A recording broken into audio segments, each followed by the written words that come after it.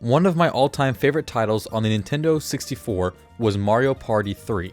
I would spend hours upon hours playing through games back to back and trying to unlock all of the minigames. It became a staple in my household to play with siblings or friends who were visiting.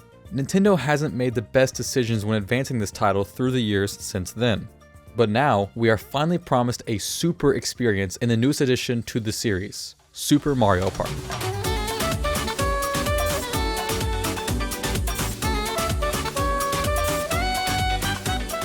When you first begin to dive in, you are introduced to a large portion of the Mario cast debating who is the real superstar among them. After having the discussion crashed by the Koopa King himself, they lay out what will be the next gauntlet of challenges to prove who is the best. You first pick a character of your choice and then proceed to choose a difficulty and group of characters to play against in your games, and you head out towards the party plaza. One of the main things you'll notice different from games of old is that you will be physically exploring the plaza. You can speak with other characters loitering around, and even discover new sections of the game as you progress. It's surprisingly a nice touch to have an area that is this alive. When approaching the screens near the front of the plaza, you'll be introduced to the different game modes to expect.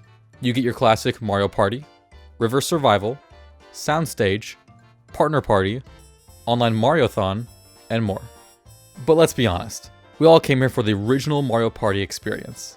To begin, you can choose between one of 3 game boards. Each one has a specific theme and different challenges to endure. After you choose one, you'll be given the option to see what the obstacles are in the board and very detailed instructions on how to play the game. You'll hear me say it some more, but Nintendo is getting seriously good at providing quality instructions for newer players to instantly understand. Finally, dive in. Each turn is played by characters rolling a die to advance across the board to collect coins and stars. Along the way, you'll land on multiple tiles that give you coins, take them away, or even trigger special events. The board is very much alive, and it's all these different challenges that make Mario Party such a chaotically fun environment. Anything can happen, and even a 4th place player can make a comeback within a couple turns. This is especially true because they kept the bonus star system, where they hand out a few stars at the end of every game to players if they perform a certain act through the game. Before moving on, I have to say just how stunning I think these visuals are. Throughout the game, I was constantly reminded of how good Nintendo is at making their art style shine. Animations are so clean, and I just can't get enough of it. Really, the only thing I noticed was some aliasing while playing on a 4K screen. After each turn is over, everyone gets placed into a minigame based on what tile they landed on. There can be everyone versus everyone, 2v2, 1v3, or even special minigames to collect coins or risk your coins against others. I again need to applaud Nintendo on this one, because their practice modes before each game is so well done, that even newcomers can jump into each one without feeling clueless on how to play. Plus, they really show off how great these little Joy-Cons are, whether it's precise motion controls, pedaling a tricycle like crazy, or trying to determine how many acorns are in a box. They did a surprisingly good job when making each game unique. Basically, 1-2 Switch can only wish they had minigames as good as this. I have to say, one of my absolute favorite additions to this title is how each character has their own specific die.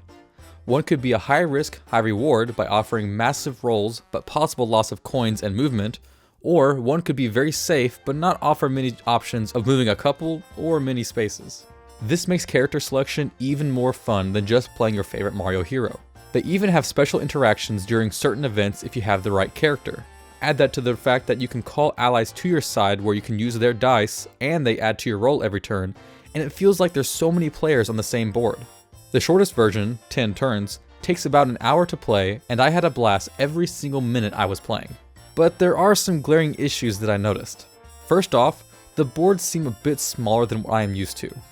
I'm not sure if this is a recent thing, because I opted out of playing the near previous titles due to not having a Wii U, but I'm accustomed to boards being larger. Now, I'm not totally bashing it. In fact, it's kinda nice that you'll be playing near other players more often. And there definitely seems to be a small quality over quantity aspect happening. Spending an hour or 2 in these game boards won't leave you asking for more. Also, compared to older titles, there aren't as many minigames to expect. I'm accustomed to having a larger library to play through, but even after playing a day, I haven't even played the same minigame twice. So maybe it's not actually that bad. Again, quality over quantity. The only other letdown of the main Mario Party game mode is that there aren't a lot of boards to choose from. I'm used to having 5 or even 6 places to explore when I play. Add that to the size of each board being smaller, and I'm just a little worried that it might not stay as fresh as I would want. But on that same note, they are still well done. Once again, quality over quantity. Now, moving on to the other game modes. Really, having anything besides the main game mode is a plus to me, but some may be worth your time more than others. Soundstage is kinda gimmicky, but it shows off how accurate the motion controls and the Joy-Cons can be. It's really one big showcase of rhythm minigames that will lead you to pumping the Joy-Con in the air, or even scrubbing windows to the beat of a Mario song. There are still many people out there that I think will actually enjoy playing it. Most of all, like some of the other modes, this is really meant for having a group of people at your house to play this. I unfortunately haven't had the opportunity to play Toad's Rec Room that allows two Switches to combine together for certain minigames. Who knew it could be so hard to have friends with a Switch nearby? Another secondary game mode is the River Survival. In this mode, you and 3 other players work together to raft your way down a river with many branching paths. The rowing action feels pretty good, where again the motion controls from the Joy-Cons are being shown off. Along the way, you can face many hazards. Since you only have a limited amount of time to get to the end, it's very important that you work well together along the way. To increase your time, you can find pickups or balloons that lead to mini-games where you work as a team to complete an objective. I wasn't expecting much out of playing this River Survival, but I have to say that I was very pleasantly surprised with how fun it was. Playing the minigames along the way and discovering what all the hazards were led to it taking about a half an hour, and I already know that I want to come back for more to see how quickly we can do it. They did a good job with making this mode not bore you to death. What might bore you to death is the online multiplayer. Quite frankly, this is where Nintendo messed up big time. The online is fun for the first couple times you play through it, then it becomes this rather boring experience where you just play the same 10 minigames over and over. Sure, if you are someone who enjoys competition and doesn't mind grinding the same games over and over, you might actually enjoy the ranking system with somewhat of a progression system for collectibles. But at the same time, wouldn't you rather just be playing the true Mario Party experience online with your friends? That's where Nintendo has drastically failed in this title.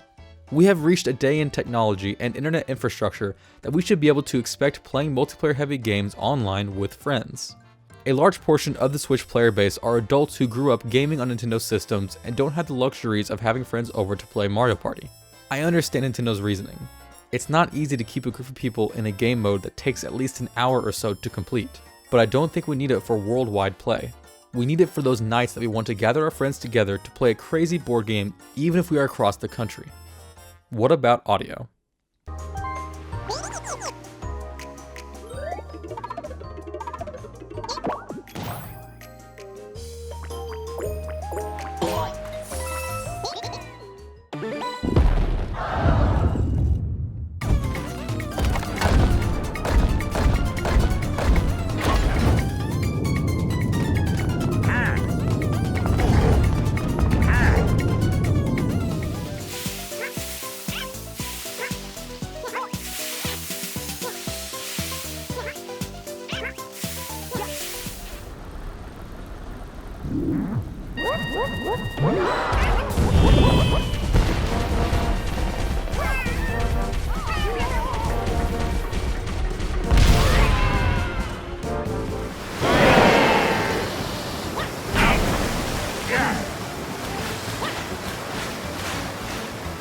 Really, when it comes down to it, it's a Nintendo game. The music is great and fits each scenic location with the right atmosphere, and all of the characters sound exactly like they would. One of my favorite things about the audio are the sound effects. Hearing a boulder crashing down or a mega blooper going crazy is just plain great. I never once had a complaint about the sound as I was traveling across each tile of the game boards. And since we are playing on the Switch, how's the handheld? Well, there isn't any. The game involves too many precise motion controls to allow it to be played with the Joy-Cons on the side of the Switch. While this is kind of a letdown, you can play it just fine when you use a stand with it. I played Mario Party while using a stand, and I really didn't have any issues with it. Everything works the same, except for when minigames go into split screen mode. A lot of games can be played with everyone on one screen, but we all know that splitting the already small screen 4 ways is not a great idea. So, after all the hype, and some quite frankly major letdowns, is Super Mario Party still worth spending full price on? There's a couple ways this can go. If you are someone who has at least one other person you can count on to play with, then I think yes. But if you are someone who doesn't have anyone nearby and was planning on using the online functionality to play with friends, then you should wait for a sale. I've played both by myself and with my wife, and they are very different experiences. Of course, we all know that this game is meant to be played with people in the same living room, but the decision for multiplayer being the way that it is has practically ruined this game for many players. With that out of the way, there are many things to keep you playing this game. Progression mechanics in the form of unlocking new characters, new boards, game modes, and star gems will keep the game interesting for quite a while. Also, there's this section where you can spend party points that you acquire from playing to unlock tips and more. Amiibos can also be used to acquire these points and special extras. It's really these added benefits that will increase the value of the game outside of the main Mario Party mode. If you play with friends and unlock all the extras, you should hit somewhere in the $1.5 to $2 per hour range easily. But if you're playing by yourself and not spending too much time coming back to it, you'll probably hit around the $2.5 to $3 per hour range. It really comes down to having friends to play with, and that's kind of unfortunate for those who don't have any nearby. And that's it for Super Mario Party. Be sure to like this video if it helped you out, and subscribe to see my thoughts on upcoming titles. You can check out my social media by clicking on the links in the description below, and see what other games I have in mind to review even before a video is released.